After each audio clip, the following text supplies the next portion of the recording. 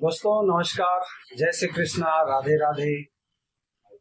मैं आपका संजय फिर आपके साथ रूबरू हूँ गीता से संबंधित यात्रा पर। यहाँ धर्म क्षेत्र कुरुक्षेत्र का वर्णन हुआ है। धृतराष्ट्र जन्मांध अंधा,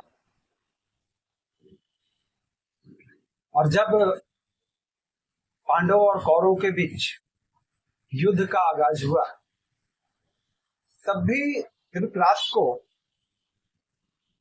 एक शंका सताई जा रही थी, क्योंकि उस युद्ध भूमि का नाम ही था धर्म क्षेत्र कुरुक्षेत्र। अब जो स्थान ही धर्म क्षेत्र है वहां पर कपट की तो कोई संभावना रहती नहीं। तो धृतराष्ट्र को आशंका होती है कि कहीं ऐसा नहीं कि हमारे पुत्र युद्ध भूमि में जाकर के उस धर्म क्षेत्र में जाकर के कहीं उनकी प्रकृति बदल जाए। तो उन्होंने संजय से पूछा है कि दृष्टवा तु पांडवानीकम वैगुढ़ दुर्योधनस्तदा आचार्य मुख संगमय राजा वचन मब्रवीता। धृतराष्ट्र जन्म से तो अंधा था ही, दुर्भाग्यवश वह आध्यात्मिक दृष्टि से भी वंचित था। वह यह भी जानता था कि उसी के समान उसके पुत्र भी धर्म के मामले में अंधे हैं,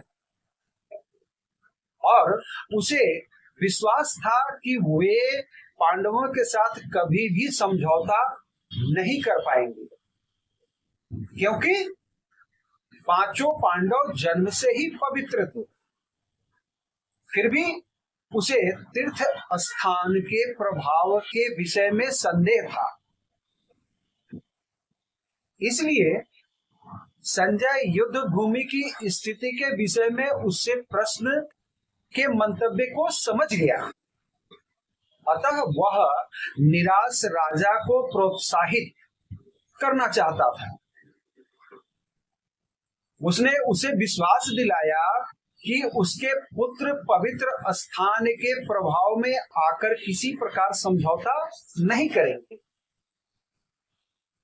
उसने राजा को बताया कि उसका पुत्र दुर्योधन पांडवों की सेना को देखकर तुरंत अपने सेनापति द्रोणाचार्य के को वास्तविक स्थिति से अवगत कराने गया। यद्यपि दुर्योधन को राजा कहकर संबोधित किया गया है, तो भी स्थिति की गंभीरता के कारण उसे सेनापति के पास जाना पड़ा। अतएव दुर्योधन को राजनीतिज्ञ बनाने के लिए सर्वथा उपयुक्त किया गया था, किंतु जब उसने पांडवों की व्यूह रचना को देखी तो उसका यह कूटनीतिक व्यवहार उसके भय को छिपा नहीं पाया। मतलब कि हमेशा धर्म की विजय होती है। अधर्म करने वाला व्यक्ति हमेशा अपने आप को छिपाता घूमता फिरता रहता है, किसी प्रकार से अपने आप को ढकने की कोशिश करता है। इसलिए मेरा अपना कहना है, चाहे कितनी भी विकट स्थिति आए, धर्म का साथ न छोड़ो। जय सनातन, जय भारती, राधे राधे।